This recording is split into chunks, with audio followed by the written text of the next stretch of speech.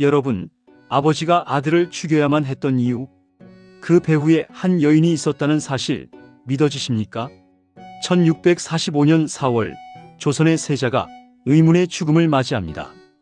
그로부터 불과 8년 뒤 그의 아내는 사약을 받고 세 아들은 제주도로 유배됩니다. 아버지 왕은 이 모든 비극을 방관했습니다. 아니, 어쩌면 조종했을지도 모릅니다. 이 피로 얼룩진 권력의 중심에 천민 출신에서 왕의 총애를 한몸에 받은 한 여인이 서 있었습니다. 그녀의 이름은 귀인 조씨. 역사는 그녀를 이렇게 기록했습니다. 간교하고 탐욕스러우며 세자를 모함하여 죽음으로 몰아넣은 악녀. 하지만 과연 그것이 전부일까요? 한 여인의 욕망이 어떻게 조선 왕실의 대를 끊고 3대에 걸친 저주를 만들어냈는지 오늘 그 비릿한 진실을 파헤쳐 봅니다. 이야기는 1623년 인조 반정으로 거슬러 올라갑니다. 조카 광해군을 몰아내고 왕위에 오른 능양군 훗날의 인조. 그는 명분은 있었지만 정통성은 약했습니다. 쿠데타로 권력을 잡았다는 원죄, 그것은 그의 통치 내내 그를 짓눌렀죠. 더 큰 불행은 그 다음이었습니다. 1627년 정묘호란, 1636년 병자호란. 두 번의 굴욕적인 전쟁으로 인조는 청나라 황제에게 3번 절하고 9번 머리를 조아리는 300우고 두례를 행해야 했습니다. 삼전도의 치욕. 한 나라의 왕이 적국의 황제 앞에 무릎을 꿇은 그날, 인조의 자존심은 산산조각 났습니다. 그날 밤 인조는 잠들지 못했습니다. 거울 속 자신의 얼굴이 낯설었습니다. 50이 넘은 왕의 얼굴에는 주름만 가득했고 눈에는 생기가 사라져 있었습니다. 나는 왕인가 아니면 오랑캐의 개인가? 그의 손은 떨렸습니다. 왕권은 있었지만 위엄은 없었습니다. 신하들은 겉으로는 공손했지만 눈빛 깊은 곳에서 경멸을 숨기지 못했죠. 그리고 인조는 알고 있었습니다. 자신이 점점 초라해지고 있다는 것을. 시간이 흐를수록 더 작아지고 더 초라해지고 더 의심 많아지고 있다는 것을. 노년의 왕에게 남은 것은 무엇일까요? 권력에 대한 집착, 그리고 자신의 자리를 노리는 모든 이들에 대한 끝없는 의심이었습니다.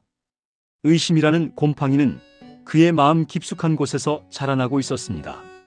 하지만 더 견딜 수 없었던 건 따로 있었습니다. 바로 그의 아들 소현세자였죠. 소현세자는 병자호란의 볼모로 청나라 심양에 8년간 억류됩니다. 그곳에서 세자는 변했습니다. 심양에서 소현세자는 독일 출신 예수의 선교사 아담샤를 만났습니다. 세자 저하, 이것이 망원경입니다. 하늘의 별을 가까이서 볼 수 있습니다. 세자는 경이로움에 빠졌습니다. 작은 통 하나로 달의 표면까지 볼 수 있다니. 아담샬은 세자에게 서양의 천문학, 수학, 지리학을 가르쳤습니다. 세계 지도를 펼쳐 보이며 말했죠. 조선은 넓은 세상의 한 귀퉁이에 불과합니다. 세상은 넓고 배울 것은 많습니다. 세자는 밤새 천주교 서적을 읽었습니다. 그리고 깨달았습니다. 세상을 보는 눈이 달라졌죠. 오랑캐라고 무시하던 청나라가 사실은 서양 문물을 적극 받아들여 발전하고 있다는 것을. 조선이 고집하는 성리학적 세계관이 얼마나 좁은지를. 조선이 살 길은 개방과 실용입니다. 세자의 확신은 날로 강해졌습니다. 하지만 이것이 그를 죽음으로 몰아갈 씨앗이 될 줄은 꿈에도 몰랐죠. 돌아온 세자는 아버지와 달랐습니다. 아니, 너무 달라져 있었습니다. 아버지, 조선이 살 길은 청과의 화친입니다. 감정을 버리고 실리를 취해야 합니다. 하지만 인조가 듣기엔 이것은 배신이었습니다. 자신에게 치욕을 안긴 오랑캐를 아들이 옹호한다. 게다가 백성들과 신하들은 세자를 칭송했습니다. 개혁적이다, 현명하다, 미래를 보는 눈이 있다고요. 왕좌에 앉은 인조는 점점 초라해졌습니다. 그리고 그 불안과 질투는 서서히 광기로 변해갔습니다. 여러분, 아버지와 아들 사이에 금이 가고 있습니다. 하지만 이건 시작에 불과합니다. 이 금이 어떻게 돌이킬 수 없는 비극으로 번져가는지, 그 사이에서 한 여인이 어떤 역할을 했는지 궁금하시다면 구독과 좋아요 버튼으로 이 여정을 함께 해주세요. 궁중비사 인생극장은 역사 속 숨겨진 진실을 여러분께 전합니다. 알림 설정까지 해두시면 다음 이야기도 놓치지 않으실 수 있습니다. 이제 본격적으로 그녀가 등장합니다. 바로 이 시점 1638년 인조의 삶에 한 여인이 들어옵니다. 귀인 조씨. 그녀의 본래 신분은 천민이었습니다. 역관 조대익의 딸로 태어났지만 조선사회에서 역관의 딸은 양반도 그렇다고 완전한 평민도 아닌 애매한 위치였죠. 하지만 조씨에게는 남다른 것이 있었습니다. 뛰어난 미모, 그리고 더 중요하게는 사람의 마음을 읽고 파고드는 무서운 재능이었습니다. 처음 그녀가 궁에 들어온 경위는 명확하지 않습니다. 일설에는 인조의 총애를 받던 상궁의 추천으로, 또 다른 기록에는 우연한 만남으로 왕의 눈에 들었다고도 하죠. 하지만 중요한 건 그녀가 왕의 마음을 단번에 사로잡았다는 사실입니다. 전하, 소현세자께서 청에서 가져온 서양 물건들을 자랑하신다 들었습니다. 하오나 소첩이 보기엔 전하의 깊은 뜻을 모르는 철부지 아들의 경솔함으로 보입니다. 어찌 오랑캐의 물건을 귀히 여길 수 있겠습니까? 이 한마디였습니다. 조씨는 정확히 알았습니다. 인조가 무엇을 듣고 싶어 하는지, 무엇에 분노하는지를요. 다른 후궁들은 세자를 칭찬했습니다. 왕실의 미래를 밝게 보는 것이 신하의 도리이자 후궁의 처신이었으니까요. 하지만 조씨는 달랐습니다. 그녀는 인조의 어두운 감정, 그 누구도 입 밖에 내지 못하는 질투와 불안을 대신 말해주었습니다. 전하께서 삼전도에서 겪으신 그 치욕을 세자는 모릅니다. 아니, 알면서도 모른 척하는 것인지도 모릅니다. 인조는 그녀의 말에 고개를 끄덕였습니다. 처음으로 자신의 마음을 이해해주는 사람을 만난 것 같았습니다. 그날 밤 조씨는 자신의 처소로 돌아와 청동 거울 앞에 앉았습니다. 거울 속 자신의 얼굴을 바라보며 그녀는 천천히 미소 지었습니다. 차갑고 계산적이며 어딘가 섬뜩한 미소였죠. 이 남자는 약하다. 강한 척하지만 속은 두려움으로 가득 차 있어. 조씨는 알았습니다.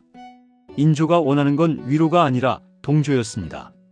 자신의 비열한 감정을 정당화해 줄 누군가였죠. 세자빈. 그들이 뭐가 대수야? 내 아들이 왕이 되면 나는 대왕 대비의 어머니가 된다. 거울 속 자신의 눈동자에서 탐욕의 불꽃이 타올랐습니다. 핏빛 권력의 단맛. 그녀는 그것을 맛보고 싶었습니다. 천민으로 태어나 평생 무시당하며 살았던 그녀에게 권력은 복수였고 구원이었습니다. 기다려라. 곧 이 궁궐의 모든 것이 내 것이 될 테니까. 그녀는 거울을 쓰다듬었습니다. 마치 미래의 자신을 쓰다듬는 것처럼. 2년이 흘렀습니다. 조씨는 이미 궁궐에서 무시할 수 없는 존재가 되어 있었습니다. 인조는 그녀를 귀인의 품계로 올렸습니다. 후궁 중에서도 높은 지위죠. 하지만 더 무서운 건 직함이 아니었습니다. 왕의 귀였습니다. 인조는 중요한 결정을 내리기 전 은밀히 조씨와 의논했습니다. 세자빈 강씨가 또 청에서 가져온 책을 읽고 있다던데 이를 어쩌면 좋소? 전하, 세자빈은 조선의 며느리입니다. 하오나 그 마음은 이미 오랑캐 땅에 있는 것 같습니다. 혹여 세자와 함께 역모를 꾸미는 건 아닌지. 역모라니? 소첩에 기우이길 바랍니다. 하오나 전하, 아버지를 폐위시킨 조카 광해군의 전례를 잊으셨습니까? 권력은 언제나 가까운 곳에서 위협받는 법입니다. 독을 탄 꿀이었습니다. 조씨의 말은 항상 걱정으로 포장되어 있었지만 그 속에는 인조의 편집증을 자극하는 날카로운 칼날이 숨어 있었죠. 그리고 조씨는 확신했습니다. 이 왕은 자신 없이는 못 산다고. 자신만이 이 불안한 왕의 유일한 위안이라고요. 1644년 청의 볼모로 잡혀있던 소현세자가 드디어 조선으로 돌아온다는 소식이 들려왔습니다. 궁궐은 들썩였습니다. 8년 만에 귀환. 백성들은 환호했고 신하들은 세자의 개혁 정치를 기대했습니다. 하지만 두 사람만은 달랐습니다. 인조와 귀인 조씨. 전하, 세자가 돌아오면 궁궐의 모든 것이 바뀔 것입니다. 조 씨의 목소리는 낮고 차가웠습니다. 무슨 소리냐? 세자는 청에서 많은 것을 배웠다 하지 않습니까? 서양의 학문, 새로운 사상, 그리고 무엇보다 전하와는 다른 방식으로 나라를 이끌 야망을 키웠을 것입니다. 전하께서 살아계시는데도 이미 왕처럼 행세할지도 모릅니다. 인조의 얼굴이 굳었습니다. 조 씨는 계속했습니다. 소첩은 전하만을 생각합니다. 세자가 돌아와 신하들의 지지를 받고 백성들이 그를 추앙하면 전하의 자리는 어찌 되겠습니까? 그럴 리가. 역사는 반복됩니다. 전하, 광해군을 생각하십시오. 그리고 조심하셔야 합니다. 아들이라고 해서 안심할 수 없습니다. 그날 밤 인조는 잠을 이루지 못했습니다. 아들의 귀환이 기쁨이 아닌 위협으로 다가왔습니다. 그리고 귀인 조 씨는 자신의 처소로 돌아와 창밖을 바라보며 입꼬리를 살짝 올렸습니다. 이제 시작이야. 그녀의 게임이 권력을 향한 집요한 사냥이 본격적으로 시작되는 순간이었습니다. 1645년 2월 소현세자가 마침내 한양에 도착했습니다. 8년 만에 고국 땅을 밟은 세자. 그는 달라져 있었습니다. 청에서 본 세계는 넓었고 그가 가져온 생각은 혁명적이었습니다. 서양 선교사들과 교류하며 얻은 천문학 기기, 세계 지도, 망원경, 그리고 무엇보다 개방과 실용이라는 새로운 철학이었죠. 아버님, 조선이 살 길은 청과의 실질적 교류입니다. 감정을 버리고 실리를 취해야 합니다. 하지만 인조가 보기에 이 모든 것은 배신이었습니다. 첫 아련에서부터 공기는 차갑게 식어 있었습니다. 아버지와 아들, 왕과 세자는 서로를 바라보면서도 완전히 다른 세상을 보고 있었습니다. 여러분이 인조라면 어떠셨겠습니까?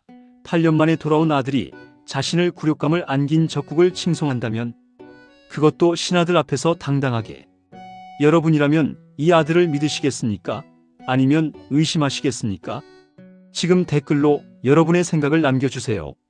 그리고 바로 그날 저녁 귀인 조 씨는 움직였습니다. 전하, 세자께서 청의 신하들에게 온갖 예물을 하사하셨다 합니다. 반면 전하께는 변변한 선물 하나 없었다고 하더군요. 사실이었습니다. 소현세자는 귀국 후 청에서 함께 고생한 신하들을 챙겼습니다. 자연스러운 일이었죠. 하지만 조 씨의 입을 통하면 모든 것이 달라 보였습니다. 그뿐입니까? 세자가 청에서 가져온 서양 물건들을 신하들에게 나눠주며 자신의 견문을 자랑한다 합니다. 전하의 치욕은 아랑곳하지 않고 말입니다. 그럴 리가. 전하, 소첩이 직접 들었습니다. 어떤 신하는 이렇게 말했다 합니다. 세자께서 진정한 왕의 기상을 보이신다고요. 인조의 손이 떨렸습니다. 진정한 왕? 그럼 자신은 거짓 왕이란 말인가? 조 씨는 왕의 손을 조심스럽게 잡았습니다. 전하, 소첩은 두렵습니다. 세자가 전하의 자리를 탐하는 건 아닌지, 청의 힘을 빌려 또다시 반정을 일으키려는 건 아닌지. 조 씨, 소첩의 기우이기를 바랍니다. 하오나 전하, 세자빈 강 씨를 보십시오. 그녀의 눈빛에는 야심이 가득합니다. 세자를 부추기는 건 바로 그 여자일지도 모릅니다. 독이 퍼져갔습니다. 천천히, 그러나 확실하게. 그리고 2달 후 1645년 4월 26일 소현세자가 갑자기 쓰러졌습니다. 세자 저하, 정신을 차리십시오. 고열과 함께 피를 토했습니다. 온몸에는 이상한 반점이 퍼졌고 불과 며칠 만에 세자는 숨을 거두었습니다. 33세, 한창 나이였습니다. 궁궐은 충격에 빠졌습니다. 신하들은 수군거렸죠. 이상하지 않소? 건강하던 세자가 갑자기 독살이 아니겠소? 쉿! 조심하시오. 하지만 인조는 담담했습니다. 아니, 어쩌면 안도하는 듯 보였습니다. 장례는 초라하게 치러졌습니다. 왕세자의 예우는커녕 평범한 왕족의 장례 수준이었죠. 그리고 가장 충격적인 건 그 다음이었습니다. 인조는 소현세자의 장남인 원손을 새 손으로 책봉하지 않았습니다. 대신 둘째 아들 복림대군을 세자로 삼았습니다. 여러분, 이게 정상적인 절차라고 생각하십니까? 조선 왕조 500년 역사에서 장손을 제쳐두고 차남을 세자로 삼은 전례는 거의 없었습니다. 명백한 적장자 계승의 원칙 위반이었죠. 그런데 복림대군은 누구의 아들이었을까요? 바로 귀인 조씨의 친자식이었습니다. 그날 밤 귀인 조씨의 처소에는 은은한 촛불이 켜져 있었습니다. 그녀는 거울을 보며 미소 지었습니다. 더 정확히 말하면 비릿한 승리의 웃음이었죠. 소현세자는 죽었고 그의 정통 후계자들은 제거되었습니다. 그리고 자신의 아들이 이제 왕위 계승자가 되었습니다. 세자빈 강씨, 이제 내 차례야. 조씨의 눈에서 차가운 빛이 번뜩였습니다. 소현세자가 죽었다고 끝이 아니었습니다. 그의 아내 세자빈 강씨, 그리고 세 아들이 남아 있었으니까요. 언젠가 이들이 왕권의 위협이 될 수 있었습니다. 조씨는 완벽을 추구했습니다. 씨를 말려야 했습니다. 남편을 잃은 강씨는 슬픔에 빠졌습니다. 하지만 슬퍼할 겨를도 없었습니다.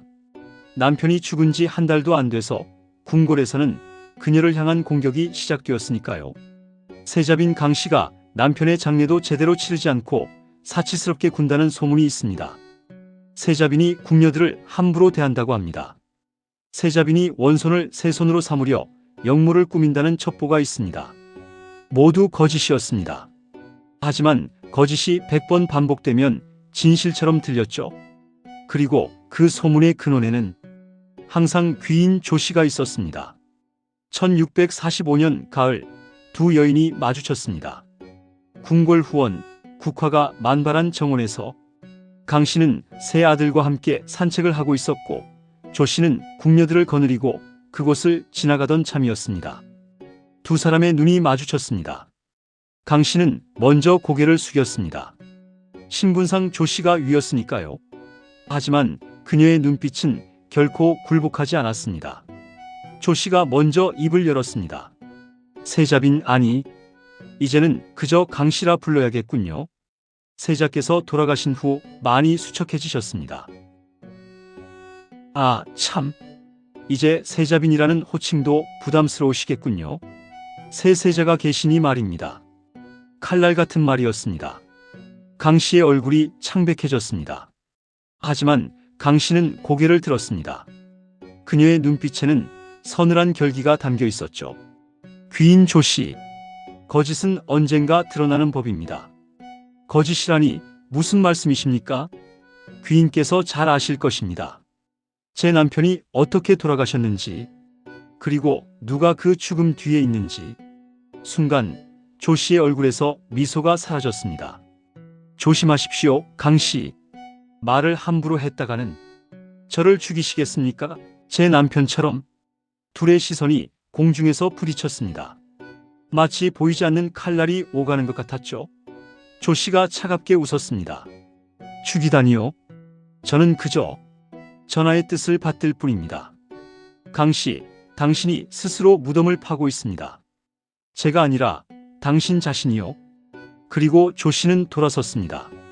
궁녀들을 이끌고 유유히 걸어가는 그녀의 뒷모습은 승리자의 그것이었습니다.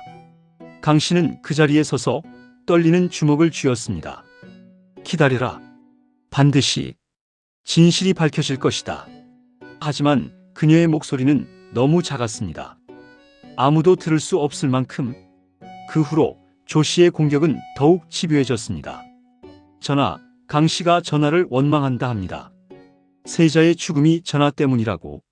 뭐라고? 소첩도 차마 믿기지 않습니다만 강씨가 궁녀들에게 이렇게 말했다 합니다. 대왕 대비마마 인조가 세자를 죽였다고요. 이것은 명백한 조작이었습니다. 하지만 인조는 믿었습니다.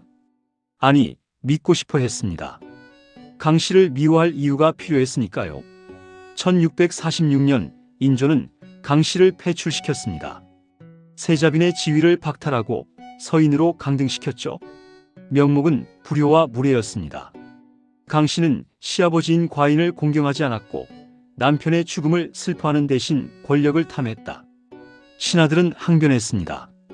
전하, 세자빈께서 무슨 잘못을 하셨다는 것입니까? 증거가 있습니까? 하지만 인조는 듣지 않았습니다. 귀인 조씨의 속삭임이 더 컸으니까요. 전하, 강씨를 그대로 두면 화근이 됩니다. 원손을 앞세워 반역을 꾀할 것입니다. 지금 끊어야 합니다. 강씨는 궁에서 쫓겨났습니다. 세 아들과 함께. 여러분은 상상이 가십니까?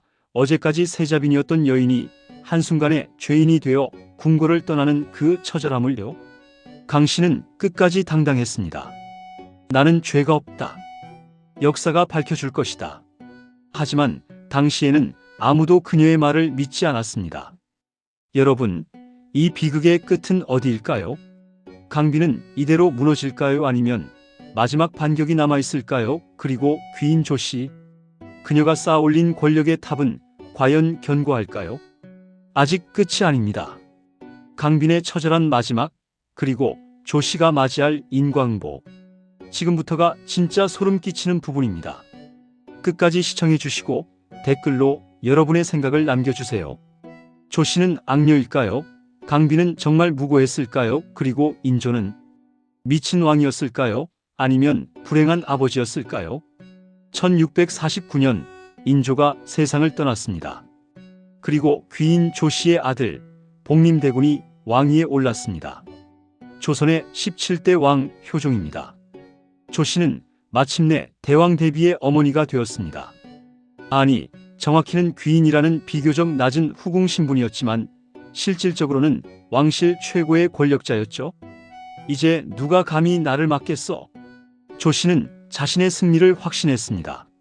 하지만 그녀가 간과한 게 있었습니다. 강씨가 아직 살아있다는 것, 그리고 그녀의 세 아들도 살아있다는 것. 배출된 지 4년 강씨는 초라한 거처에서 세 아들과 함께 살고 있었습니다. 하지만 그녀는 포기하지 않았습니다. 끊임없이 상소를 올렸죠. 나는 죄가 없다. 세자의 죽음은 의문투성이다. 진실을 밝혀달라. 신하들 중 일부는 그녀를 동정했습니다. 강씨의 억울함은 누가 봐도 명백했으니까요. 하지만 효종은 움직이지 않았습니다. 아니, 움직일 수 없었습니다. 왜일까요? 그의 어머니 귀인 조씨가 있었기 때문입니다. 아드님, 강씨를 살려두면 안 됩니다. 그녀는 끝까지 아드님의 정통성에 의문을 제기할 것입니다. 소현세자의 적장자가 아니라 아드님이 왕위에 올랐다는 것, 이것이 영모의 빌미가 될 수 있습니다. 효종은 고민했습니다. 그는 조씨처럼 잔인하지 않았습니다. 하지만 어머니의 말을 무시할 수도 없었죠. 결국 1653년 강씨에게 사약이 내려졌습니다. 1653년 3월 20일 강씨는 사약을 받았습니다. 죄목은 영모 기도였습니다. 하지만 구체적인 증거는 없었죠. 사약을 받기 전날 밤 강씨는 자신의 세 아들을 불렀습니다. 원손 석철, 둘째 석린, 셋째 석견. 그들은 이미 어머니가 사약을 받는다는 것을 알고 있었습니다. 어머니, 울지 마라, 내 아들들아. 강씨는 떨리는 손으로 아들들의 머리를 쓰다듬었습니다. 말라비틀어진 손이었습니다. 8년 동안의 고난이 그녀를 늙게 만들었죠. 너희 아버지 소현세자는 훌륭한 분이셨다. 청에서 돌아왔을 때 그분은 조선의 미래를 보셨어. 하지만 이 나라는 아직 그분을 받아들일 준비가 안 되어 있었지. 어머니, 우리가 복수하겠습니다. 아니다. 강씨는 단호하게 고개를 저었습니다. 복수는 하늘이 할 것이다. 너희는 살아남아라. 어떤 굴욕을 당하더라도 살아남아서 진실을 지켜라. 언젠가 역사가 우리를 기억할 것이다. 그녀의 눈에서 눈물이 흘러내렸습니다. 처음이자 마지막 눈물이었죠. 미안하다, 아들들아. 강한 어머니가 되지 못해서, 너희를 지키지 못해서. 어머니. 세 아들은 어머니를 끌어안았습니다. 그들의 울음소리가 밤하늘에 퍼져나갔습니다. 다음 날 강씨는 사약을 받았습니다. 궁녀가 사약을 내밀었습니다. 강씨는 그것을 받아들고 하늘을 올려다보았습니다. 나는 죄가 없다. 하늘이 알고 땅이 안다.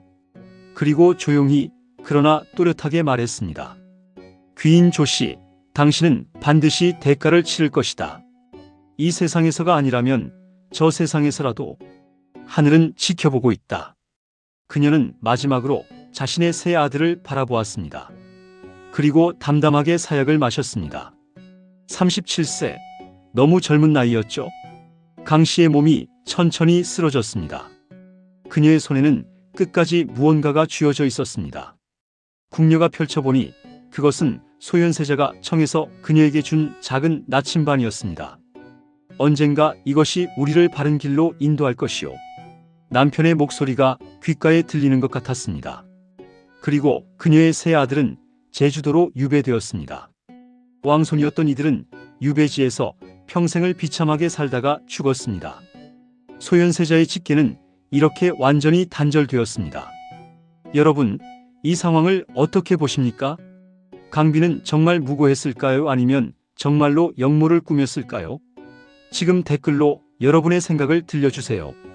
강 씨가 죽은 지 5년 후 1658년 효종이 갑자기 세상을 떠났습니다. 침을 맞다가 과다출혈로 사망했다는 게 공식 기록이지만 당시 사람들은 수군거렸습니다. 강빈의 저주다. 하늘이 벌을 내리신 것이다. 효종은 재위 10년 만에 41세의 나이로 허무하게 죽었습니다. 그가 꿈꾸던 북벌의 꿈은 실현되지 못했죠. 그리고 귀인 조씨는 효종이 죽고 10년이 더 흘렀습니다. 손자 현종이 왕위에 있던 1669년 귀인 조씨도 세상을 떠났습니다. 그녀는 80이 넘은 나이까지 살았습니다. 겉으로 보기엔 성공한 인생이었죠. 천민 출신에서 왕의 총애를 받고 아들을 왕으로 만들고 손자가 왕위에 오르는 것까지 지켜봤으니까요. 하지만 정말 그럴까요? 조씨의 말년을 상상해 봅니다. 80이 넘은 노파가 된 그녀는 밤마다 악몽에 시달렸을 것입니다. 소현세자의 피 토하는 모습, 강빈의 저주하는 눈빛, 제주도로 끌려가는 새 왕손의 울음소리. 그녀는 오래 살았습니다. 하지만 그 긴 세월이 축복이었을까요? 아들 효종은 41세에 급서했습니다. 그녀가 그토록 권력을 쥐어주려 했던 아들이 어머니보다 먼저 죽었습니다. 어느 어머니에게 이보다 큰 고통이 있을까요? 손자 현종은 병약했습니다. 왕실은 당쟁으로 피바다가 되어가고 있었죠. 그녀가 쌓아올린 권력의 탑은 이미 균열이 가기 시작했습니다. 조씨는 밤마다 창밖을 바라보았을 것입니다. 저 어둠 속에서 강빈의 얼굴이 떠올랐을 것입니다. 당신은 반드시 대가를 치를 것이다. 강빈의 목소리가 귓가에 맴돌았을 것입니다. 80년. 그녀는 80년을 살면서 무엇을 보았을까요? 자신이 죽인 사람들의 얼굴을, 자신이 파괴한 가족들을, 자신이 뿌린 씨앗이 피바다로 자라나는 것을. 어쩌면 그 80년은 축복이 아니라 저주였을지도 모릅니다. 자신의 악행이 역사가 되는 것을 지켜봐야 하는 살아있는 지옥이었을지도 모릅니다. 실록은 그녀의 죽음을 이렇게 기록합니다. 귀인 조씨, 간교하고 탐욕스러워 세자를 모함하여 죽였다. 그 죄악이 하늘을 찔렀으나 끝내 벌을 받지 않고 천수를 누렸다. 하지만 정말 벌을 받지 않았을까요? 여러분, 이 이야기를 통해 우리는 무엇을 배울 수 있을까요? 첫째, 권력은 영원하지 않다는 것입니다. 조씨는 모든 걸 얻은 것처럼 보였습니다. 하지만 그녀가 쌓아올린 권력의 탑은 핏물로 지어진 모래성이었습니다. 결국 역사는 그녀를 악녀로 기록했죠. 둘째, 탐욕의 끝은 파멸입니다. 만약 조씨가 만족할 줄 알았다면 어땠을까요? 인조의 총애만으로 충분했다면. 하지만 그녀는 더 원했습니다. 아들을 왕으로 만들고 싶었고 그 과정에서 무고한 사람들을 희생시켰습니다. 셋째, 진실은 언젠가 드러난다는 것입니다. 강빈은 죽었지만 역사는 그녀의 억울함을 기억합니다. 실록은 그녀를 무고하게 죽은 세자빈으로 기록했고 후대 사람들은 그녀를 동정합니다. 반면 조씨는 80년을 살았지만 역사는 그녀를 용서하지 않았습니다. 오래 산다고 해서 벌을 피할 수 있는 게 아닙니다. 어쩌면 더 오래 살수록 자신의 죄를 더 오래 짊어져야 하는 것인지도 모릅니다. 인조와 귀인 조씨, 소현세자와 강빈. 이 네 사람의 비극은 조선 왕실의 가장 어두운 장 중 하나로 남았습니다. 권력을 향한 집착이 어떻게 가족을 파괴하고 나라를 흔들고 역사에 씻을 수 없는 상처를 남기는지, 이 이야기는 우리에게 경고합니다. 여러분은 어떻게 생각하십니까? 귀인 조씨는 시대의 희생양이었을까요? 아니면 정말로 냉혹한 악녀였을까요? 강빈은 정말 무고했을까요? 그리고 인조는 아버지로서, 왕으로서 과연 올바른 선택을 한 것일까요? 댓글로 여러분의 생각을 들려주세요. 구독과 좋아요는 더 많은 궁중비사를 발굴하는 데 큰 힘이 됩니다. 알림 설정까지 해두시면 다음 이야기도 놓치지 않으실 수 있습니다. 궁중비사 인생극장 다음 편에서 또 만나겠습니다. 역사는 과거가 아닙니다. 오늘을 사는 우리를 비추는 거울입니다. 감사합니다.